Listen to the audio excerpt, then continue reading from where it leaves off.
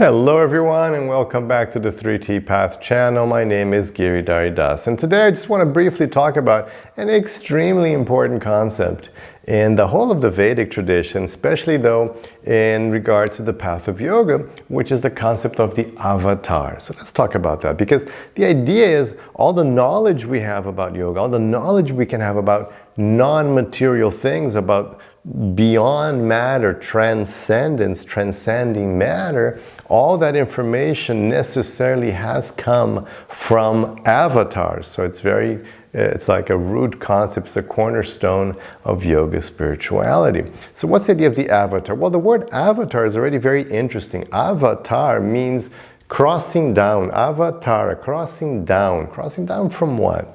Well, it's important to understand that in the view of the Vedas and the view, especially of yoga, there are three levels of reality. So we have this, let's start with the middle one, this level of reality we're at right now, this material reality we're now sharing here at this moment. So in this material reality, what you see is we have form, right? We have bodies, we have personality, right? I'm a person, you're a person, we have emotions and feelings and thoughts and free will, and so we're thinking and deciding. So we have form and personality happening on this level. Now every night something really crazy happens. You have this other form of reality called dream reality. And every night you get into it and you completely believe it, and somehow you entirely forget this level of reality and you enter into another level of reality, the dream world. So in this dream world, you also have form and personality. You notice you have personality, but the stuff there isn't the same stuff as the stuff we have here in the material reality. So the water in your dreams isn't really made of H2O. It's made of some other substance, but it's still water and you still form and you still have personality. Now what the Vedas say is that there is a third level of reality above material reality, which would be transcendence, which would be the spiritual realm, the spiritual reality.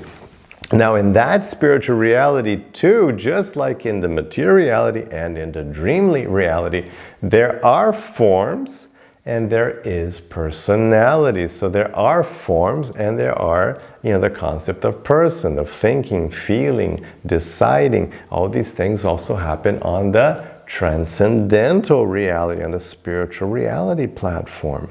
See, those things are common to all of them. And that's why they talk about awakening, by the way, because the same way you awaken from the dream reality and then you enter back into this shared material reality, just the same as we are here now, we must awaken to the spiritual reality. So that's a side idea. So what is the avatar? So the avatar is that being that's crossing down from the superior spiritual reality, and he's crossing down into this material reality we are sharing.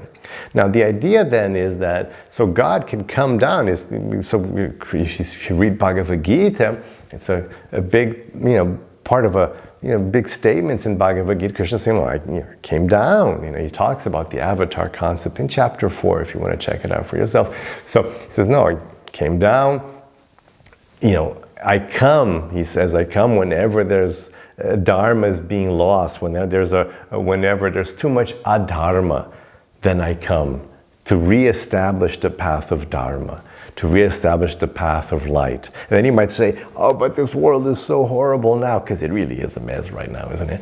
It's so horrible now. Why isn't Krishna coming down again? Well, he doesn't have, he's already left. The knowledge is there. I mean, we have free will. He's not our caretaker. He's not like a babysitter. So the knowledge is here. But when the knowledge is gone, there's no more knowledge, then he has to come down to bring that knowledge again. And this is what he says in Bhagavad Gita. He says, like, yoga nashta parantapa. This knowledge of yoga had been lost. And that's why I came down, because there was no dharma. The knowledge of spirituality had been destroyed. So I have to come down and represent it.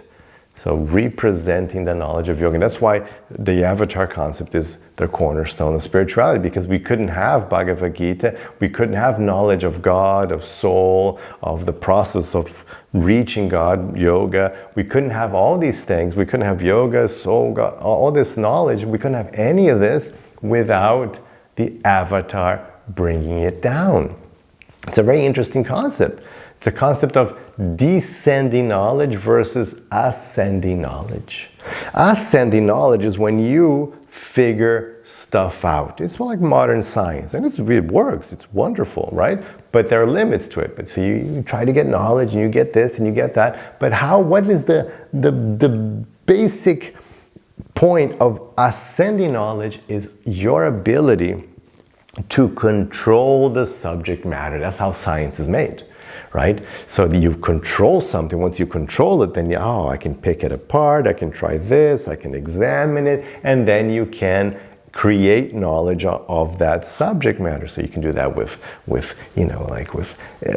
people, with animals, with things, with objects, with material energy. Like you pick it, I'll do this, and I'll do that, and I'll look at it this way, and I'll mix it with that thing, and then you can learn about it, and then you can create a increasing knowledge base of it. So it requires control over the subject. When you have no control over the subject, you can't get knowledge. A very crass example. Think about the supreme leader, Kim Jong-un of North Korea. So he's very secretive, so people don't have knowledge. They can't control him. So they can't get knowledge about him because it's almost known. I'll be like, why don't even know exactly when he was born? You can't figure it because there's no access. You can't control it.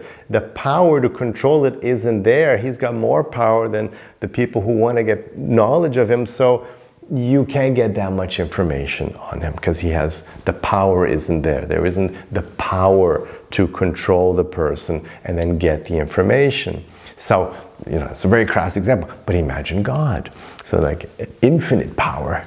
So there's no possibility of us getting ascending knowledge of God. We can't control God in any way or control, the subtle aspects of spiritual reality and to find out about the laws of karma. And so there's no access to that information. So you have to get that information. It has to be revealed. That's the concept of revealed information or descending information, which descends with the avatar who descends to the world to give the knowledge. So that's why it's a crucial key point of having any spiritual knowledge, especially the beautiful knowledge you find of Bhagavad Gita, the path of yoga. Everything's so clear and making sense and internally consistent and effective.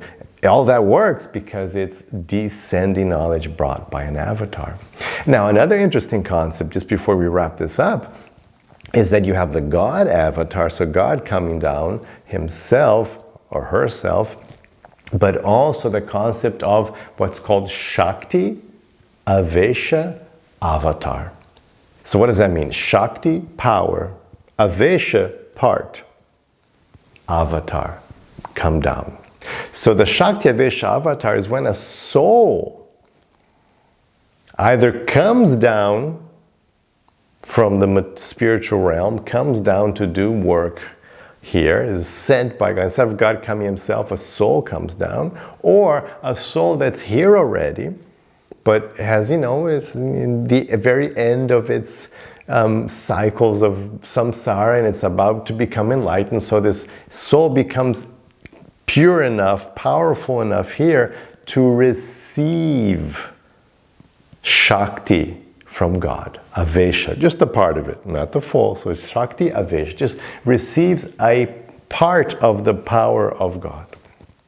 So we get this concept of the shakti-avesa-avatar, so who receives a part of the power of God to do something important, to establish, and to guide humanity or to, work something out important. So a soul can receive special power as well, Shakti-avesha. And so, for example, traditionally, Jesus is seen as a Shakti-avesa-avatar. Buddha is seen as a Shakti-avesa-avatar as well. Of course, I don't want to make a full list, but these two are classically, universally accepted as shakti-avesa. They've received special power to do something remarkable, to affect the very course of human history.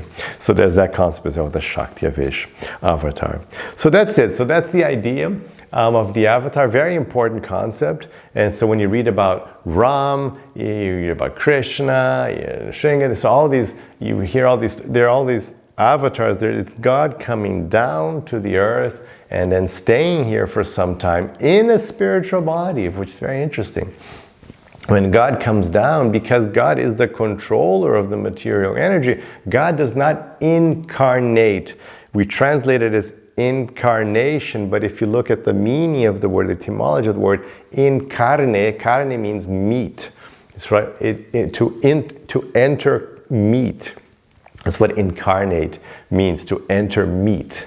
You know, the physical meat of the body. But God doesn't incarnate. God doesn't enter a meat body, a body with blood and vessels, etc. God's body is transcendental. Krishna talks about this in Bhagavad Gita. He comes down in his own eternal spiritual form, that same form that he has in the spiritual world. So that form comes down to this form, and it can, again, because since God is the controller of material energy, all the material energy can respond to his spiritual form, and we, in our own spirit, in our own material eyes and senses, we can see that form because he is controlling matter completely in everything. So that interaction can be done.